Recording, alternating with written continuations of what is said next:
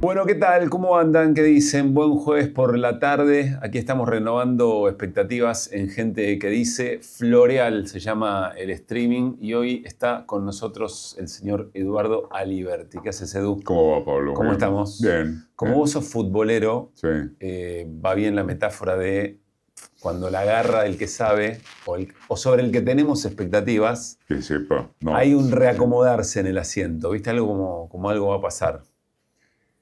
Vos vendrías a ser ese que cuando la agarra algo va a pasar. No es para sumarte No, presión, no, no es para no tanto. es para darte presión. No, del resultado de las elecciones para acá, la verdad es que no me retraigo de nada de lo que dije ni escribí, e incluso si repaso, cosa que hice, el editorial de Marca de Radio del sábado pasado, o sea, el previo a las elecciones, me parece que estuvo acertado, por lo menos en las preguntas que se formularon, ¿no? O sea, ¿qué iba a decidir? Iba a decidir que el poder adquisitivo se desplomó, que la economía está en recesión, etcétera, o iba a decidir que la inflación bajó más allá de que la canasta familiar esté desactualizada, que la imagen del gobierno anterior todavía sigue siendo muy fuerte por lo negativo, el miedo al tembladeral financiero y a que todo se pudriera, Eso y el estaba, antiperonismo o antikirchnerismo. Bueno, ganó lo segundo. Y la corrupción,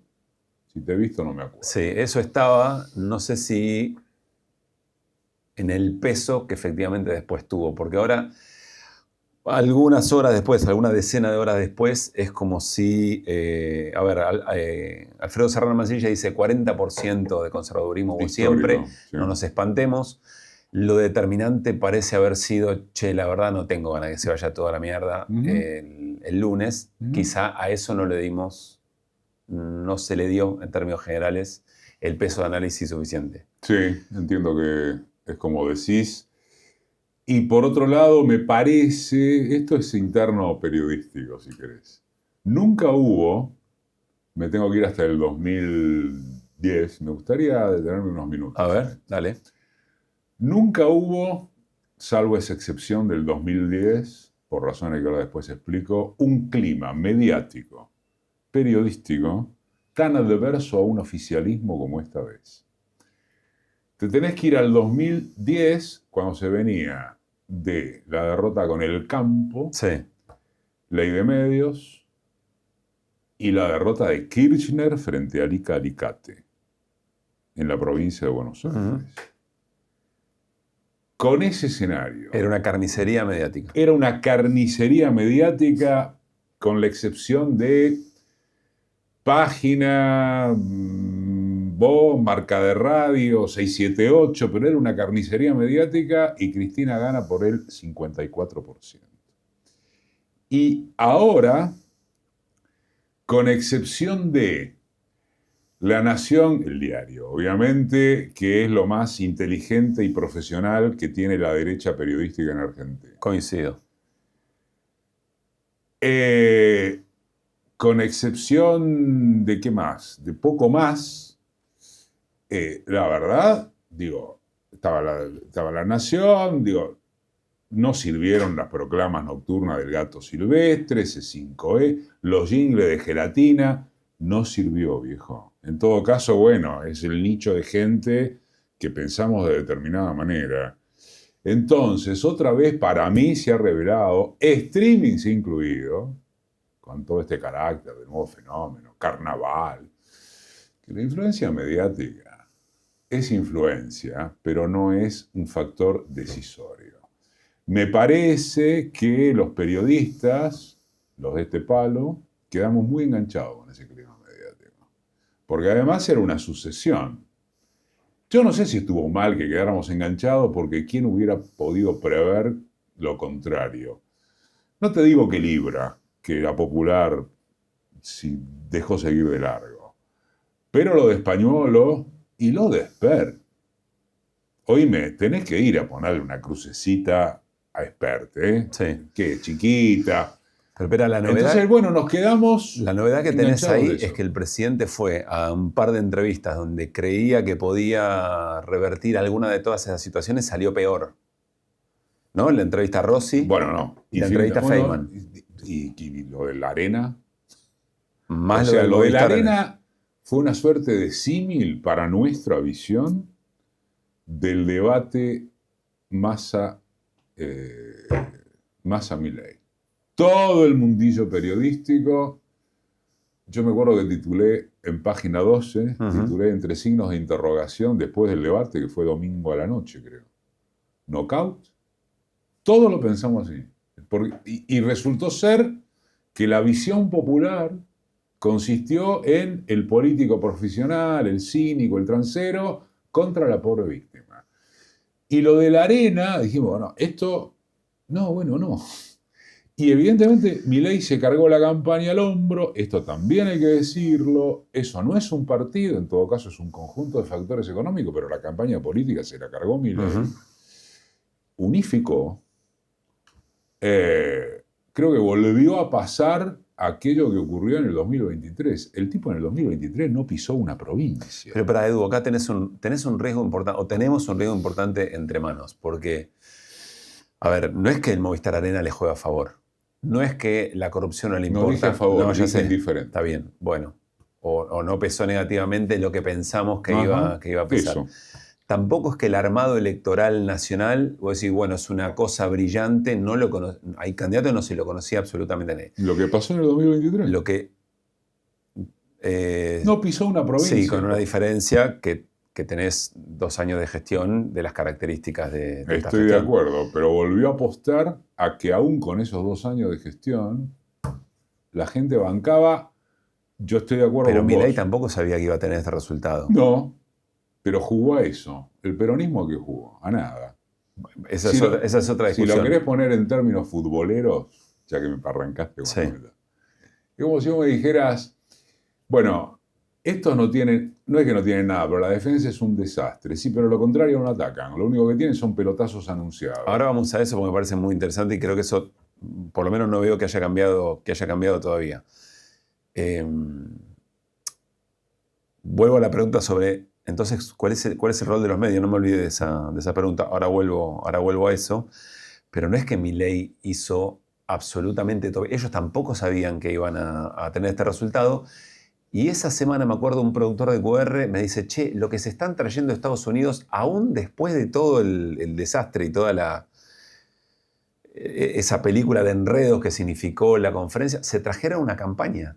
Sí. Y donde nosotros creímos que Trump diciendo, estos están muertos de hambre, y si gana otro que no es Milei, yo se las voy a hacer pasar mal, y nosotros creímos que eso era negativo, fue tremendamente positivo como gancho de campaña. Absolutamente, pero yo no digo que Milei hizo todo bien y que esperaba ganar. No es que lo demás no importa, esto es lo que te quiero decir. No digo que lo demás no importa, y te subo la apuesta en todo caso.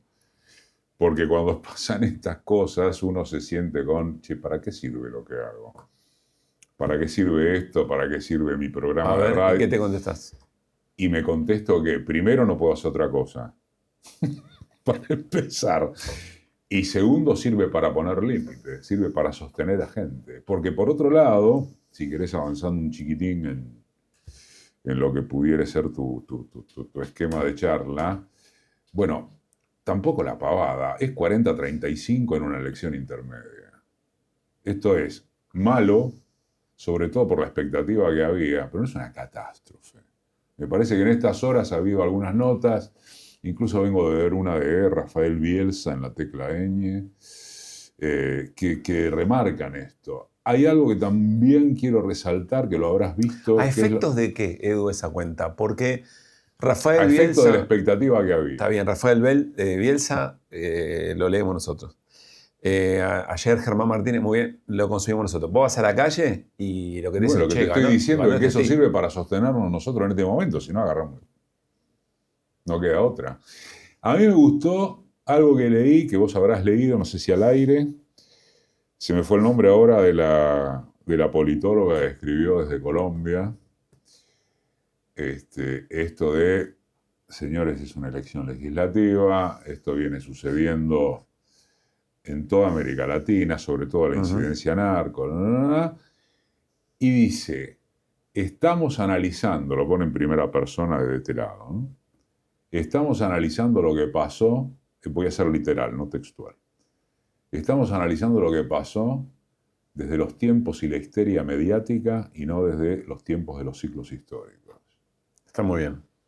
Muy bien. Ahora, claro, en el presente, y además en el presente perpetuo que te impone toda esta lógica de la cultura clip, es muy complicado, si es que alguna vez no lo fue, bancarte que el ciclo histórico inverso quizá uno no lo va a ver.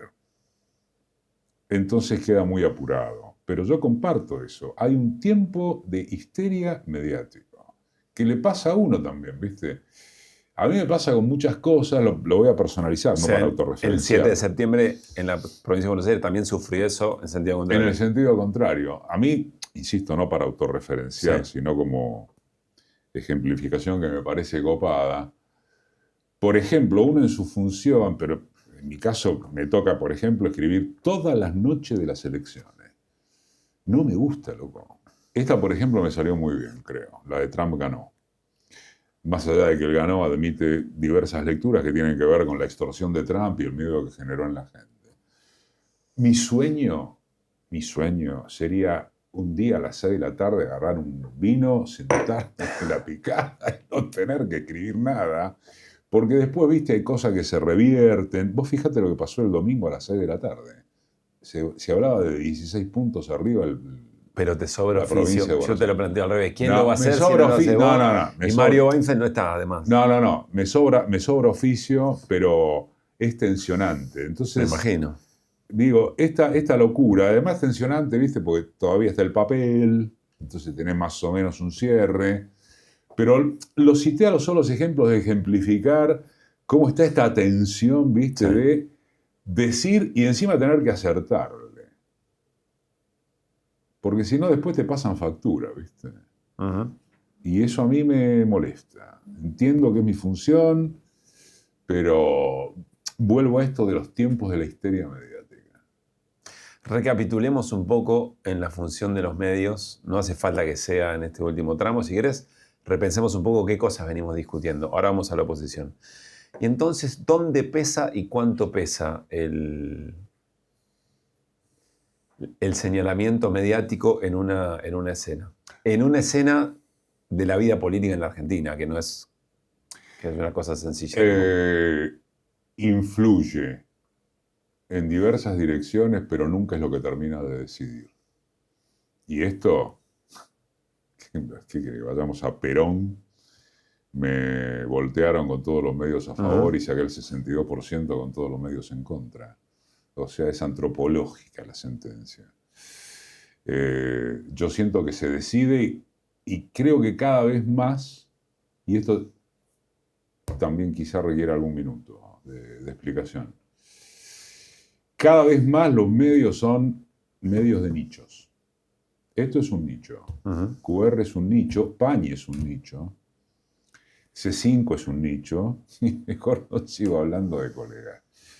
Entonces, si vos pensás en los medios en términos históricos, pensás en algo que era correlato del capitalismo, la generación baby boom, digamos. Después del fin de la Segunda Guerra, se producían pocas cosas para ser consumidas por mucha gente. Y con los medios pasaba lo mismo. Acá hasta hace, ¿cuánto? No sé, 20 años había 4 canales de aire y pará de contar. Después vino el cable, bueno. Sí, las tapas de 4 diarios. Las tapas de 4. Clarín decide con una tapa. Una tapa de Clarín te voltea a todos los gobiernos, que quieran, qué sé yo. Bueno, ahora eso es una multiplicidad de medios con audiencias segmentadas. No hay un medio dominante. Puede haber una lógica de preeminencia dominante de ciertos medios. Pero a mí no me parece honesto intelectualmente decir que hay medios dominantes en el sentido de construcción hegemónica de sentido. No lo creo. Pero sin embargo, los temas de los que hablamos cotidianamente son 3 o 4 y son los que plantean los medios. Porque sigo creyendo en el valor de los medios tradicionales para imponer temáticamente. Yo creo que... O sea, imponen temas. Sí, eso imponen, sí. Imponen de qué se habla.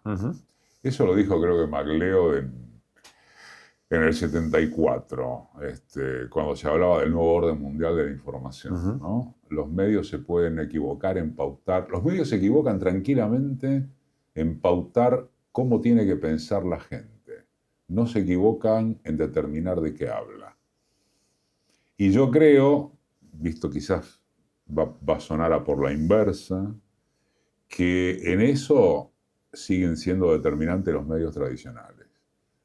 Yo creo que ahora el streaming, por ejemplo, a través de los recortes, fija cierta agenda, pero en un marco de retroalimentación con los medios tradicionales. De los temas que establecieron los medios tradicionales. Sí. Por lo tanto, para retomar la raíz de tu pregunta y la presunción de respuesta, yo creo que influyen, no determinan. Sí determinan sobre qué se habla. Sí, no es poco. Pero determina la política. Si querés, vamos a eso en el sentido de que estas elecciones Milei las ganó con la política, no con la economía. También con la economía, en mi opinión. Por supuesto es polémico. A ver, ¿a qué te referís? Porque si dijimos que lo determinante fue que el lunes no se fuera todo al demonio, eventualmente eso es económico. Sí, es económico, pero lo demostró políticamente. Usó eso para convencer políticamente. Yo estoy convencido de eso. Se cargó la campaña con nosotros o el caos. ¿Para vos es un buen dirigente? Es un buen payaso. No creo que sea un buen dirigente finalmente. Justo, mira, lo citaba hace un rato. Vengo de leer que Pañi, en una entrevista con Del Río, dijo, es un vivo del año cero. Le sacó plata a Massa para ganarle a Macri y le sacó plata a Macri para ganarle a Massa. No sé si eso fue obra de su cabeza. En todo caso, creo que fue obra de los factores de poder que rodean a Milei. Es un producto de época. Eso no quiere decir ser un buen dirigente. Vos me hablás de si tiene muñeca política. No, creo que es un producto de época. Y creo en aquello de que una sociedad una sociedad rota votó a un roto. ¿Alcanza con explicar que un par de carambolas le salieron bien? Le salió bien durante 2 años otra vez. ¿Qué lo vemos? ¿En tiempos mediáticos o en ciclos históricos? Porque yo no dudo que esto termina mal, ¿eh? No dudo que esto termina como terminó Macri después del 2017. Cuando ganó de taco y terminó como terminó. Y entonces dentro de, no sé, cuando otra vez tiemble todo, vamos a decir, che, pero entonces no las tenía todas tan claras. Igual ahí termina mal o termina bien para quién, porque Milei puede terminar muy mal en su experiencia, pero deja un umbral de reformas o eventualmente unas expectativas tan recortadas que a alguien le habrá ido bien. Sí, porque además, también lo leí hace un rato, los gobiernos, esto es muy de ahora, ¿no? Muy de la coyuntura. Los gobiernos pasan y los rotos quedan. Decía, los gobiernos pasan, quedan los artistas, los gobiernos pasan, quedan los periodistas, bueno, los rotos quedan. Y yo creo que la parte rota de esta sociedad, bueno, va a ser muy difícil reconstituirla. Más de eso no sé. Después, bueno, qué sé yo, el peronismo, el progresismo, tiene 2 años para reconstituirse. Lo que yo tengo claro, o que creería tener claro, es que no va a ser con un outsider de izquierda por donde pudiera aprovecharse el estallido del modelo económico. No. Porque por otra parte, Milei fue un outsider en el sentido escenográfico. No fue un outsider en el sentido de los factores de poder que tenía detrás. A ver, formalmente es correcto, es un panelista de Fantino, de Intratables, etcétera, que tomó una potencia inusitada, pero porque ya había en la sociedad la necesidad de encontrarse con algo de eso, en términos de dirigencia política.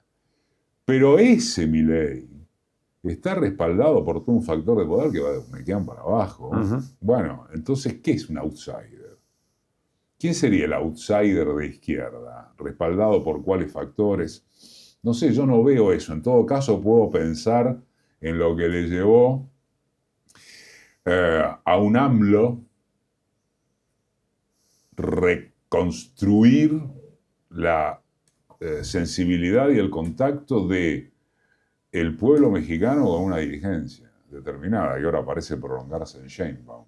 Pero eso después de no sé cuántas décadas del PRI. No sé cómo hacer para comparar culturas políticas como la de México como la nuestra, pero a ver cómo resolvés esta encrucijada alrededor de los outsiders y los modelos.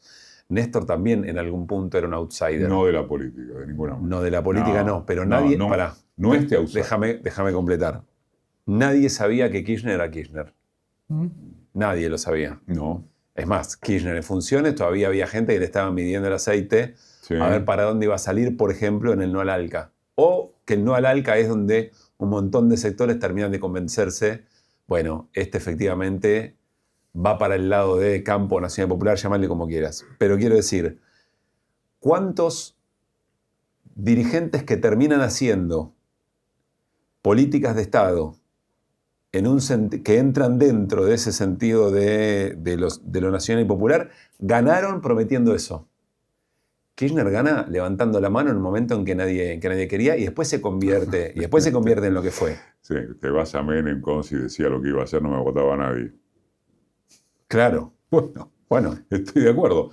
Yo creo que Kirchner... Pero igual es una pregunta a futuro, ¿eh? Y la cierro.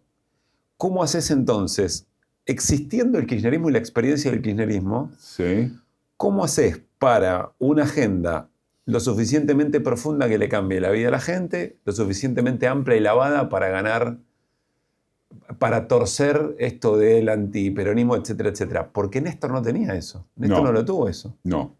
Leyó un momento epocal. Forsterianamente dicho, fue una anomalía, no un outsider. Te lo pregunto porque vos dijiste, no creo que venga un outsider, o quién es el outsider que va a venir. No. Bueno, hago la bajada del título. No imagino un outsider del tipo de Milei. Si vos me estás hablando de algún outsider que va a aparecer porque lee la política de otra manera, puede ser. Lo va a tener que decir el arco progresista. A ver, yo creo que hoy por hoy, o bueno, lo dije ya también, la única figura que aparece en el peronismo progresismo en condiciones de abrir la mano ideológicamente, convocar a una nueva alianza productiva, todo esto suena a iconografía de derecha, pero no, es Kicillof. Claramente. Kicillof. Pero en la dinámica de la política argentina, no, por ahí tiene más chances Uñac, que no lo conoce nadie, que nadie sabe qué carajo va a hacer, y de repente el tipo se abre y dice, bueno, acá estoy, si para contener la crisis. Bueno, está bien, si pasa eso, para saber eso, lo que quiero decirte es que en lo que vos mismo marcás respecto de cómo haces para articular entre algo que le cambie la vida a la gente en serio, pero ojo que no la asuste por izquierda. Pues no es una sociedad con tendencia de izquierda. Correcto. Bueno, y la potencia de antikirchnerismo es muy fuerte. Evidentemente va a tener que surgir una conducción muy poderosa y con las ideas muy claras como para articular ambas. Yo no tengo la respuesta a eso, y es uno de los grandes desafíos intelectuales. Digo, vos ganás las elecciones, vamos a poner que se pudra todo. ¿Vos ganás una elección diciendo no vamos a pagar la deuda? Te tomo lo que vos dijiste.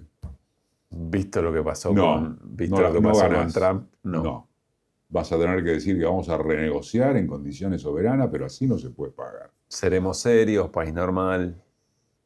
Seremos serios y duros. Por ejemplo, estoy ensayando en voz alta, porque tu pregunta es muy desafiante y para mí también es muy desafiante. Porque en estas horas también, ¿viste? Estalló a partir de lo que pasó hoy a la mañana. Estoy haciendo concesiones porque estoy hablando de colegas, pero... Bueno, hoy a la mañana... No colegas. Hoy a la mañana salió José Nathanson. Para la gente que no sepa, vamos a contarlo. Diciendo, bueno, si el peronismo quiere un economista, ¿verdad? Tiene que buscar una story por el ministro de Economía del Uruguay con el Frente Amplio. Y entonces cita a Álvarez Agis y alguno más que se me está pasando. Dicen Letcher. también para quien pueda no saberlo, tipo más ligado a la cámpora, compañero tuyo, tipo respetable. No, Letcher, no. Pero o sea, Astori y Letcher, ¿qué tiene que ver? no, O le Astori y dijeron, Albert no, Sag- Nathanson decía, no tiene que ser una story, tiene que ser un tipo del Ah. establishment en un gobierno progresista.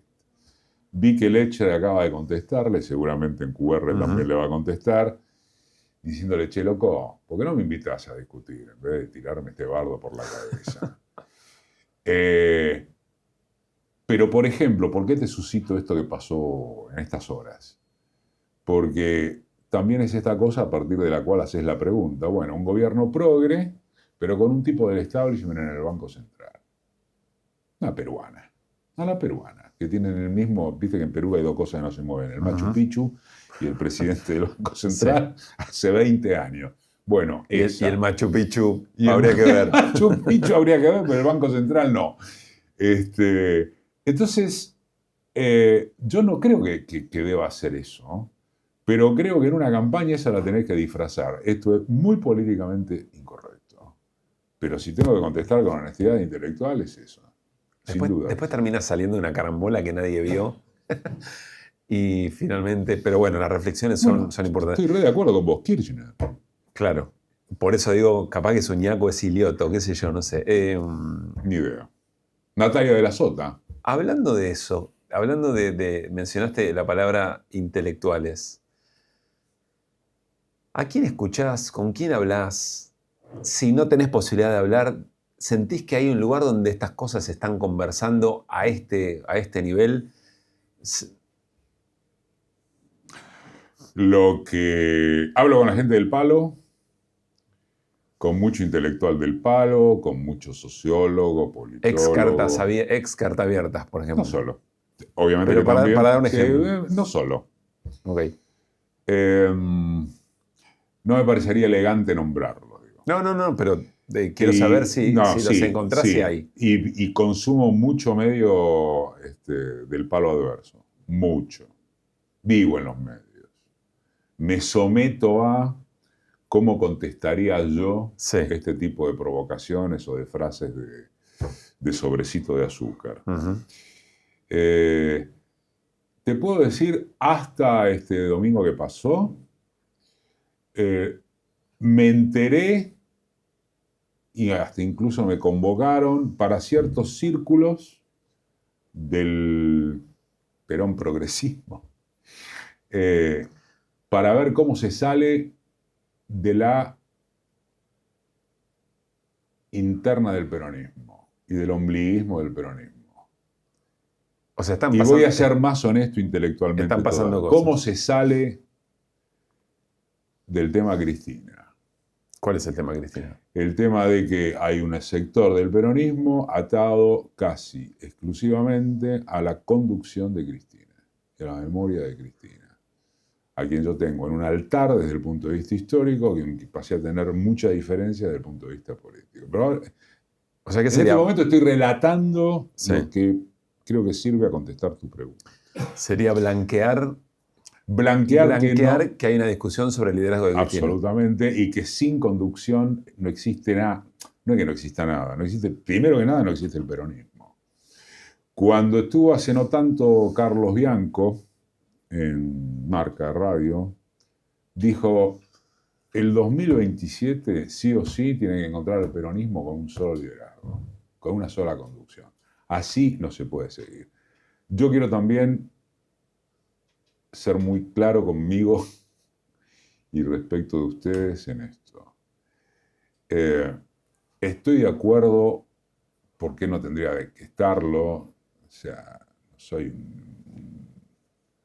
un estalino Urca, ¿viste? Estoy de acuerdo con los debates, estoy de acuerdo con mirarse para adentro, estoy de acuerdo con dejar de mirarse el ombligo, estoy de acuerdo con júntense en una habitación y cáguense a patada, pero terminen saliendo con algo. Yo te compro todo eso.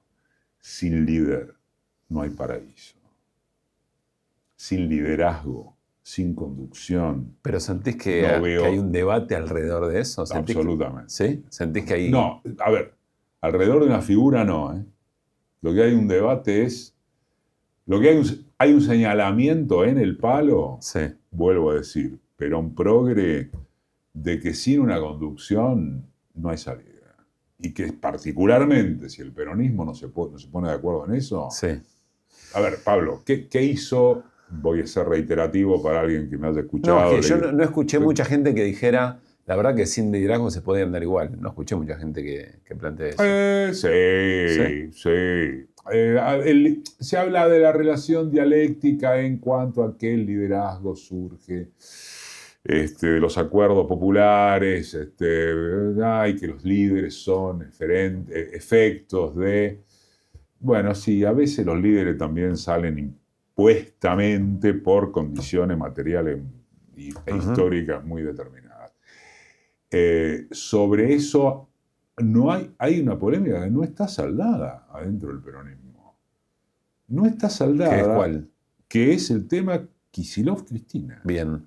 No está saldado. Creo que no hay duda sobre el cuestionamiento del liderazgo de Cristina. En eso me parece que estamos ¿No hay duda? de acuerdo. Sobre que el liderazgo de Cristina está cuestionado. No hay duda, ¿no? Quizá hay que blanquearlo un poco más. No se da esa discusión públicamente, pero es así. No, y además, ¿sabes qué? Jode mucho el tema de que además está presa.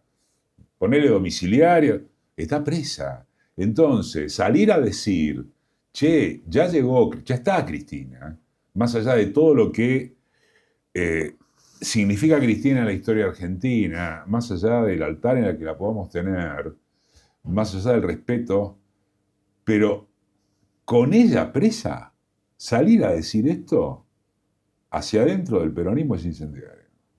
Dicho eso, ¿no es hora de que ya la responsabilidad sobre los nuevos liderazgos se la corra a Cristina del rol de obturarlo, de no dar lugar a, etcétera, etcétera?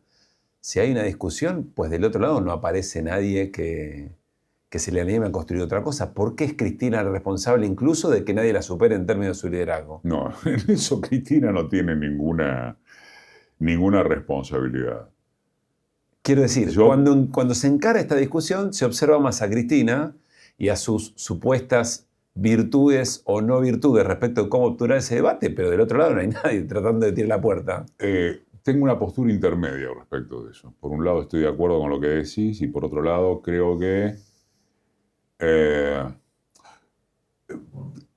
ojalá se entienda bien. Creo que ella no habilita la colaboración con el tema de entregar un nuevo liderazgo, siendo que entregarse a un nuevo liderazgo y unificar al peronismo. Probablemente respecto de lo que decís, así seguimos sumando amigos, tenga mucho más que ver la actitud de la gente de la cámpora y la de ella, en términos personales. Ahora vos me podés decir, bueno, Cristina es la cámpora, no necesariamente, o si querés de Máximo. Ahora, esto que decís de que no se le animan también es cierto, no se le animan. Y creo que el hecho de que esté presa es muy complicado para animársele a decir las cosas. Sí, no sucede desde que Cristina está presa, ¿no? Viene de antes, pero bueno, nunca hay momento, siempre hay una coyuntura muy urgente. Por eso digo que en todo y el riesgo caso, es muy eso alto. que decís se agravó. Eso que decís se agravó. Vamos a la oposición, sacá a esta discusión, que es determinante, está matizado por supuesto. Aparece ahora con un poco más de claridad que el mensaje de la elección que acaba de suceder para ponerle un freno a Milei evidentemente no alcanzaba como mensaje. ¿Qué ves de ahí para adelante? ¿Por qué no aparece otro mensaje? Lecturas posibles. Estábamos muy ocupados en tratar de no dar un paso en falso para que no se nos resquebraje esa interna que supimos mantener y que estaba muy que fue frágil. Unión y no unidad. Que fue unión y no unidad. O es un momento de escasa imaginación política, de escasa audacia. Se sienten liderazgos intermedios que quizá, no sé si hicieron la plancha o se los aplacó mucho. ¿Por dónde la ves? Si no tenés política decidida, no podés comunicar nada. Eso para empezar. ¿Qué es política decidida? ¿Un programa? ¿A eso te referís? Absolutamente. O sea, por eso te ponía hace un rato el ejemplo futbolero de, bueno, la defensa es un desastre, pero los otros no atacan. ¿Cuáles fueron los pelotazos del peronismo en esta elección? Hay que frenar a Milei. Sí. Bessent o Argentina, Braden o Perón. No existe más eso. No existe más en términos de emblema unificador de un discurso. Entonces, vamos a poner un ejemplo antipático en el que pensaba hoy. Bueno, no sé si antipático. Pues ponete, frente a la reforma laboral, ¿no? El gobierno siempre tiene algo para decir desde el punto de vista propositivo, además que tiene la gestión. Sí. Sobre todo frente a los pibes, ¿crees más? El emprendedurismo, fíjate, el salario dinámico, o sea, van a llegar las inversiones. Te convienen los contratos en lugar del empleo en relación de dependencia. Está bien, uno no se lo banca. ¿Nosotros qué tenemos? Hoy, por ejemplo, escuchaba reforma laboral. Escuchame una cosa. Vas a tener que trabajar 12, 14 horas por día, no vas a tener paritaria. ¿De qué me hablas? Si yo ya trabajo 12, 14 horas por día. ¿De qué derecho de qué paritaria me estás hablando? ¿De qué paritaria me estás hablando si el gobierno cierra por abajo de la inflación? Entonces, hay un problema donde, Pablo, no hay un área en la que haya una proposición. A ver, pues sí, ¿querés sacar la deuda? Porque no se puede decir que no se puede pagar la deuda y que no se debe y que por lo tanto algo hay que decir, no sé si eso, obviamente pero hay algo que estructurar. Bueno, decime una cosa, ¿cuál es el discurso de la oposición, del progresismo, frente a 5 millones de monotributistas? Pues sí, tendría que haber una reforma laboral pero que vos tenés alguna duda de que tiene que haber una reforma laboral, de que hay que pensar la educación de otra manera, de que hay que pensar... Hoy Lecher escribía acerca de eso, mira, justamente sobre la cantidad de proyectos de estímulo a esto. Bueno, viejo, ¿por qué no mostramos eso si existe? Bueno, no, lamentablemente no existe. No existe. O sea, la agenda propositiva de la oposición argentina no existe. Y que hay una espera en que se agudice tanto la crisis que te decante otra vez el mandato. Sí. Es casi criminal eso. Es lo que hay. Pero no tengo dudas de que pasa eso. Y vamos a hacer una autocrítica, si querés. Me voy a poner en primera persona otra vez. Yo escribí, ¿a quién se le ocurriría, más allá de que yo vengo insistiendo en, loco, propongan algo, por favor? Pero simultáneamente, por ejemplo, yo hace 2 semanas dije y escribí, ¿a quién se le ocurriría esto de interrumpir al enemigo cuando está equivocándose? O sea, tenés la arena, tenés que se están cayendo todos los indicadores económicos, tenés que, bueno, dejarlo seguir, no te metas. Porque a nadie en su sano juicio se le ocurriría interrumpir eso, y resulta ser que eso no fue tomado por el común de la población. Igual, insisto, yo no fue la campaña, hace nada. Sí, y igual, que yo te repito que no soy tragicista con el resultado. No soy. Esto fue un muy mal resultado en función de las expectativas que había. Ganó Trump. Bueno, todo lo que ya se sabe que dije. Pero la historia sigue y el modelo se va a terminar desde lo económico. Ahora, ¿qué va a aparecer después de esto? Pues, si vos me apurás hoy, lo que aparece después de esto, puesta la hipótesis del estallido económico, del estallido del modelo, es una conformación de lo que se hablaba, de aquello que se hablaba cuando decíamos que Milei se caía, o cuando se decía que Milei se caía. Pero, una derecha más modosita. Pero espera, Edu, venís criticando que la oposición no tiene propuesta, que está esperando que se agudice el malestar para que gane, que no tiene liderazgo y no sabe cómo resolverlo, que no lo discute abiertamente, pero sin embargo la elección no estuvo tan mal. Ahí hay algo que no... Estoy diciéndote que en términos numéricos es una elección legislativa que terminó 40-35.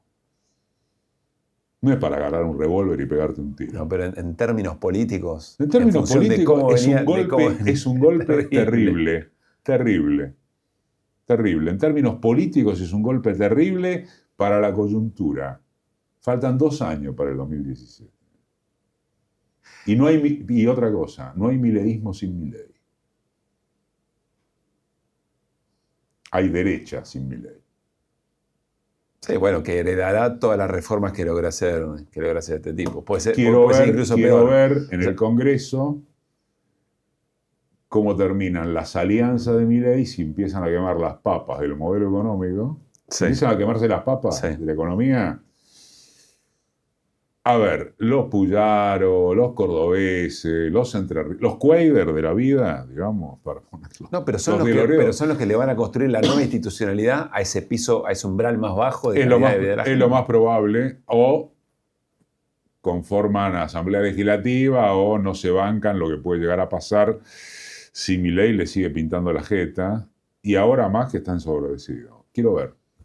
No. Sería muy prepotente, muy pedante responder a eso. O sea, quiero ver qué pasa quiero ver qué pasa en la calle. Ya sé, no pasó nada en la calle. Sigue habiendo minorías intensas. ¿Te gustó el mapping de la CGT?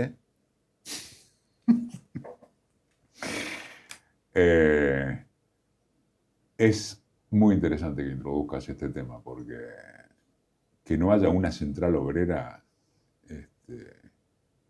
que no tenga apenas un rasgo combativo, es un mapping. Eso sí es un mapping. La CGT es un mapping. La CGT es un mapping. Sí.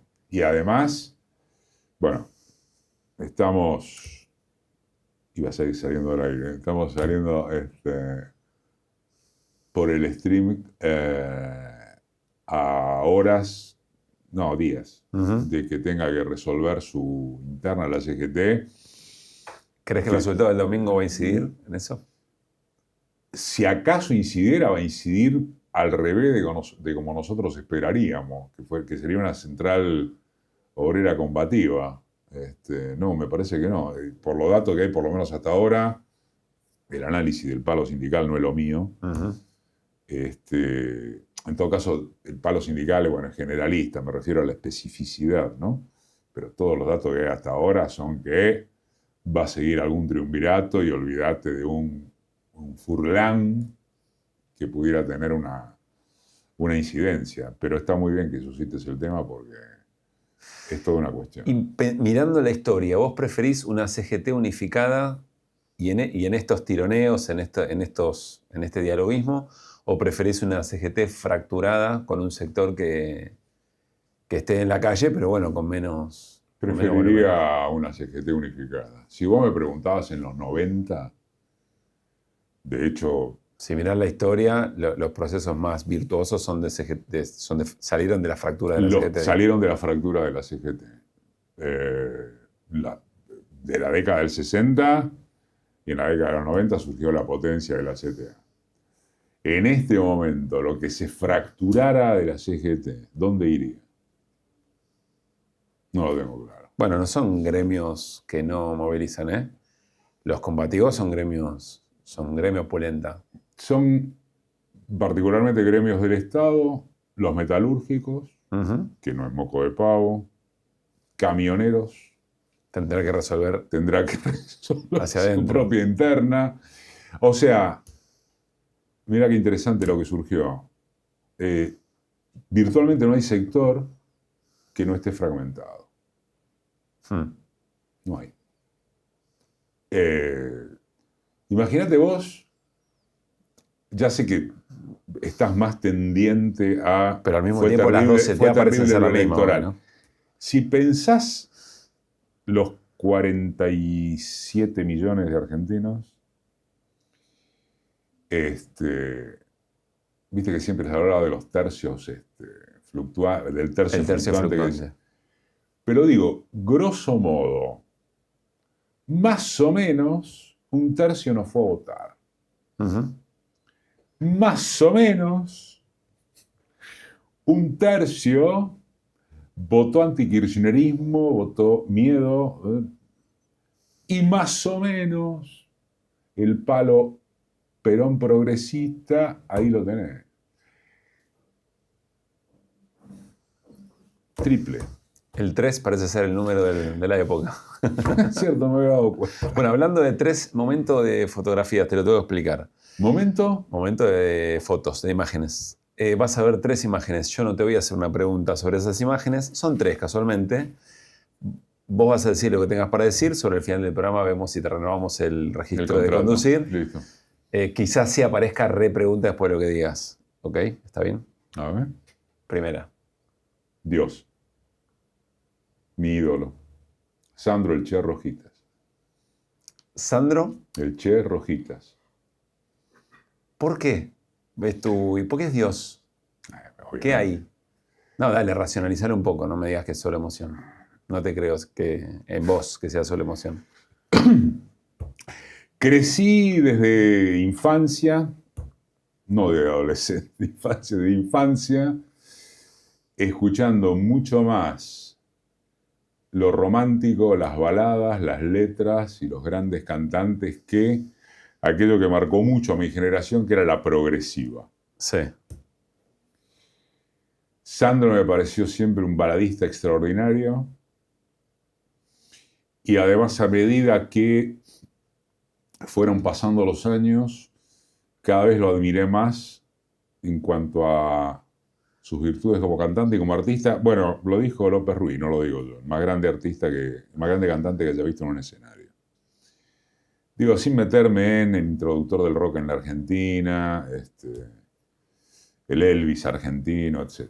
Y después pasó que desde los 90, a raíz de un episodio de una vez que nos encontramos en una entrega de diplomas del Martín Fierro, bueno, lo voy a contar entero. Estábamos en el Alvear, era una entrega de diplomas del Fierro. Y lo vi, el tipo estaba solo en un rincón, tipo cero careta. Y me animé a acercarme. Le digo, mira, vos no debes saber quién soy yo, pero Eduardo me dice, te escucho desde sin anestesia. Yo me morí. Yo ya gané, dijiste. Yo ya gané como el Tolvisa. Y quedó una muy linda relación, porque además yo traía una muy buena relación con Nora Lafont, que era su agente de prensa.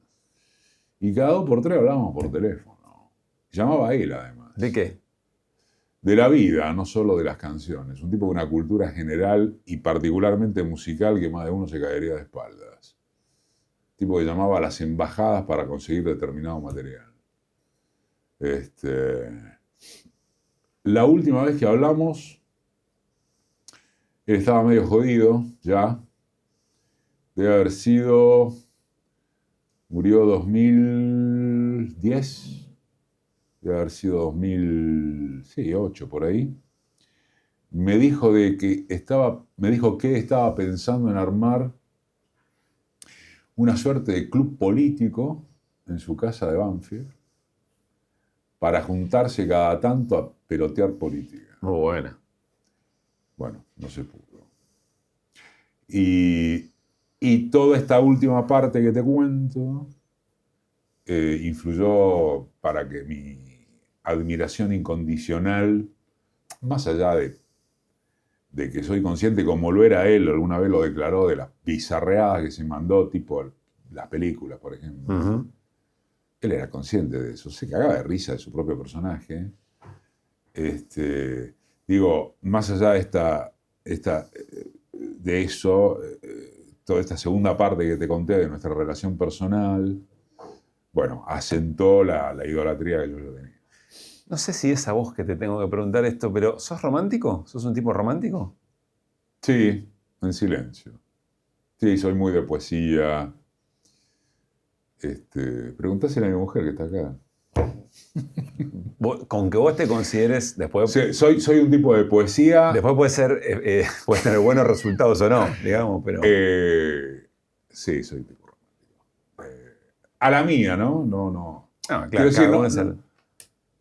Supongo que no lo preguntaste en ese sentido, por las dudas aclaro. De ninguna manera soy un meloso. No es lo mismo meloso que romántico. Por eso, como entiendo que le acertaste a la pregunta, sí, soy un tipo romántico. Muy bien. Próxima imagen.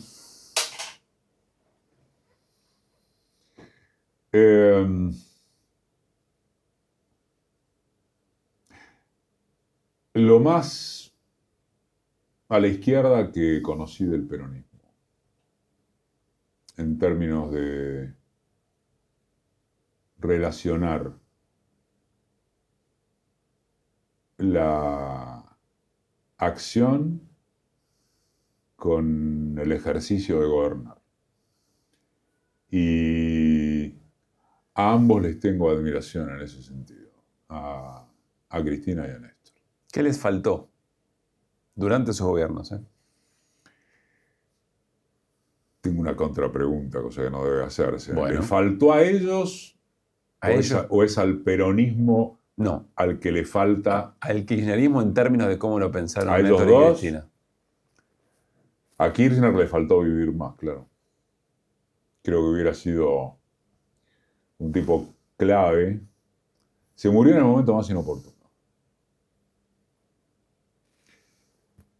Pero también es cierto que a ella, en el segundo mandato, le toca toda la crisis post episodio de la subprime en el 2008, Uh-huh.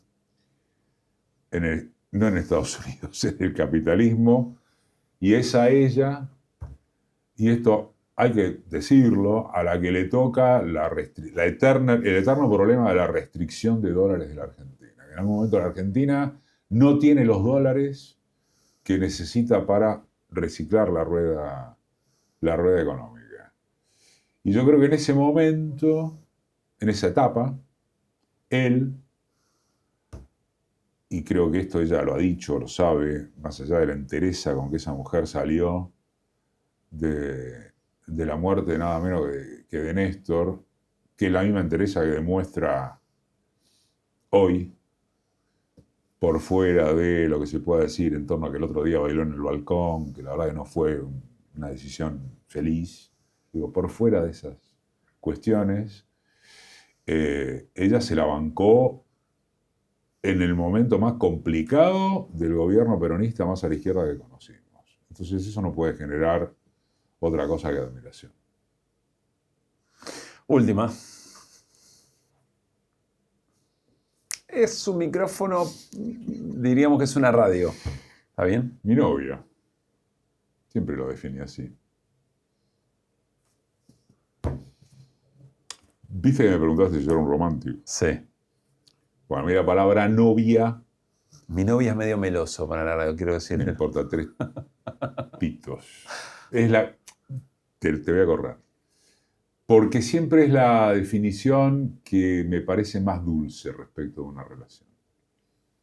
Yo en general no digo, o no me sale. Por ejemplo, yo no digo mi pareja. Puedo decir mi mujer, mi esposa jamás. Pero lo primero que se me viene a la cabeza es una relación de noviazgo eterno.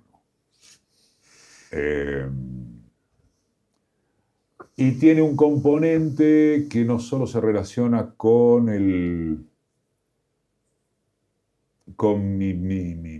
formación ideológica, sino también con la escenografía de la voz, ¿no? Digo, yo cada vez gozo más leyendo, interpretando, mucho más que analizando. Además, muchas veces analizar me angustia, si no las más de las veces. En cambio, leer de Borges a Olivari, a quien se te ocurra, me produce un placer infinito. Y dar clases de cosas que tienen que ver con la voz, con lo locutivo, Uh-huh. con saber usar esto, Uh-huh. también me provoca un placer inmenso. Ahora, en un momento muy difícil para eso, porque no es solamente que se habla mal en todos los sentidos, sino que además hacerlo de esa manera parece ser el capital que acumula, digamos, ¿no? Si en la política la violencia acumula, en los medios de comunicación, hablar mal y hacer todo al revés de como vos creerías que tiene que ser tratada la radio, parece ser la virtud. No es la virtud, es lo epocal. La virtud es lo que hace uno. No estoy de acuerdo. Sí, entiendo lo que decís. Pero justamente eso es lo que marca la diferencia. Eh, Cuanto peor se habla, cuanto más se derruye el lenguaje, porque yo en eso sí soy, te aclaro, re melanco. Melanco soy. No soy un melanco, ¿viste? De la melancolía paralizante. No nostálgico, No, más no. melanco. Melanco sí soy. Y soy melanco del mismo modo en que soy melanco en lo futbolero, por ejemplo. Sí. Melanco de algunas cosas del tipo de haber visto salir a Bochini aplaudido por toda la Bombonera, haber visto en la cancha de River que hasta la San Martín aplaudía a Meléndez, un día que lo expulsaron acompañado por Armindo Nega. Del mismo modo en que soy muy melanco de esas cosas futboleras, de hecho, como ir a la cancha al mediodía a ver desde la tercera, soy muy melanco porque además me formé ahí de cuando se hablaba bien. O sea, y no es que te pegue un viejazo, ¿viste? Yo me formé en el informativo de Continental, con periodistas que además eran de gráfica en muchos casos. ¿Vos te imaginás un movilero que hubiera dicho, bueno, y la manifestación agarró por acá? Nada, lo echabas de una patada. Digo, un Pero título por de eso más te de digo, una si línea, la ahora, falta de uso. Bueno, si pero ahora bueno, no puteás, no entras en el streaming, por sí, ejemplo. sí, está bien, sos un mediocre, no deja de ser un mediocre. Digo, esa cosa del armado de la espontaneidad. La diferencia la marcan los que hablan bien. ¿Y vos crees que eso va a volver? ¿Que en algún momento No tengo la va a menor volver idea. Creo que no. a valorizarse? Respecto de los nichos, Entiendo. no en lo masivo. Pero si no te agarrás de tu nicho, ¿de qué quieres agarrarte? Porque si no, digo, bueno, hablan todos como hablan. Tampoco podría hacerlo. Boludo, una cosa, ¿viste? Vos decís, loco. Bueno, acá mismo, esto, está bien, será para un nicho. Pero vale más esa gente que aquellos que han entrado en el mercado ya no mayorista, sino, ¿qué término emplear que no sea agresivo? Bueno, en esta estabilización de la mediocridad, que es hablar, sí, la verdad que muy mal. Muy mal. Iba a decir como el culo, pero No me sumaría... no quiero caer en el cliché de cuántas veces la dieron por muerta a la radio, etcétera, etcétera, pero sí te quiero preguntar sobre cuánto de la radio, o en realidad todo el resto del abanico de posibilidades de comunicación, finalmente terminaron yendo a la base de la radio. Eventualmente de ¿Y streaming. esto qué Bueno, es? por eso te digo. No solo esto, que tiene escenografía de radio, sino que lo que pasa en las radios a la mañana y a la tarde, sobre todo, se usa para los recortes de Sí. las propias redes. Sí. En ese sentido, la ontología de la radio vive su mejor momento. Cuando en los 60 se masificó la tele, fue quizá la primera vez que se dijo se murió la radio, y la radio le contestó con la información y la velocidad. Le contestó, vamos a ponerle el nombre, con el Fontana Show. Y así siguió. Y cuando empieza a producirse este segundo ciclo de anuncio de la derrota de la radio, resulta ser que aparece esto. Y resulta ser también que sigue siendo un nicho, no para adultos mayores, pero de 50 para arriba sigue estando fuerte. Y sigue marcando agenda. Pero espera, el que ve, las juventudes que van al streaming están viendo radio, pero están escuchando radio. Sí, y se alucinan. O sea, en la cabeza tienen otro dispositivo, que no es la radio. Pero es la radio. Pero es la radio, exactamente. Hay cosas que pasan. El otro día me pasó una cosa en la... No solo me pasó el otro día. en general me pasa en las clases, en la facu y en éter, ¿viste? Hay una cosa que me molesta profundamente, radiofónicamente, que es cuando dejan base musical permanente de una nota editorial, de una entrevista. Ya ni hablemos de los alerta, de están hablando, loco, o sea.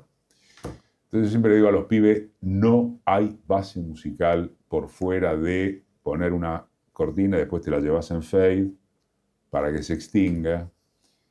Pero claro, eso se hace profesionalmente también, no lo hacen solo los pibes. ¿Por qué? Porque no pueden entender que no pueden gozar con concentrarse en una sola cosa, que es la palabra. Tienen que tener otro estímulo. Y el estímulo que tienen en general es visual. ¿Viste? Porque están relacionados con la pantalla. Ahora, entonces, cuando vos hablás de radio, menos todavía, porque tienen que concentrarse solo en un estímulo auditivo. Menos les entra en la cabeza todavía. Ahora, te puedo asegurar que descubren un mundo maravilloso.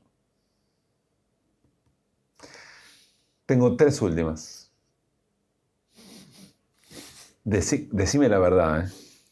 No digo que todo, pero esta es más, te va a comprometer un poco más. Mira que no contesto todo. ¿Qué crees? Dale. ¿Qué crees que piensa de vos tu equipo de marca de radio? ¿Qué piensa o cómo se siente frente a mí? ¿Qué piensa profesionalmente o cómo se siente frente a mí? Está bien la repregunta. ¿Qué piensan de vos? Primero, que soy buen tipo. Y segundo, que soy muy buen jefe. Tercero, por la negativa, que a veces se me salta la cadena con las exigencias de perfeccionismo. Sobre todo cuando estoy en vivo. Y te encanta. No me encanta que se me salga la cadena. Digo, si abren una puerta mientras estoy hablando, si hay un ruido de más, a veces a mí me molesta mi stock, te aviso. Bueno, yo aprendí, por ejemplo, a respetar mucho mis prejuicios. Uno tiene prejuicios porque lo fue forjando y lo fue construyendo durante toda su vida. Pero está bien, entiendo la diferencia entre toque y prejuicio. Sí. Segunda de 3. ¿Qué hay en este momento en tu algoritmo del celular? Abrís el celu y vas a la Instagram, no sé qué usás. ¿Qué hay? ¿Qué te aparece? Mayoritariamente. Sitios de medios. Tengo el de diarios. Tengo el DeepSeek, que es el que más uso, el chino, para la inteligencia artificial. No vivo de la inteligencia artificial, pendiente de eso, pero lo tengo a mano.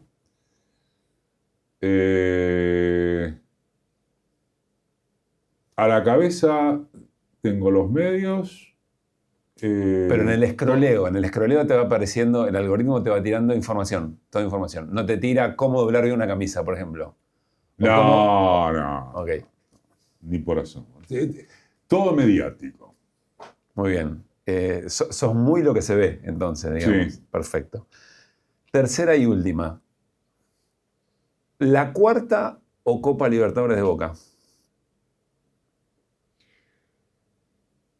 ¿La cuarta? La cuarta, Eduardo. La cuarta Copa del Mundo. O sea, hay mundial. No, la Copa Libertadores de Boca. Pero ningún futbolero de ley te contestaría otra cosa. Yo no sé por qué no arrancamos por acá y se terminaba la entrevista. No te importa a mí el cuarto. Esto no tendría que ver. Cortá. No. Cortá lo de la cuarta. No, cortá esto último. No. La selección me mueve un pelo en los mundiales. Eso es ser hincha, no es ser futbolero. Vos sos hincha, reconoces, sos hincha. El fútbol, las dos cosas, el fútbol por ahí te gusta un poco. Sí, bueno, está eso. Bien. No, por ejemplo, en el Mundial del 90, el de Italia. Sos como Luispa, te sumás en semifinales. Me parece que me hierve la sangre esto de Luispa.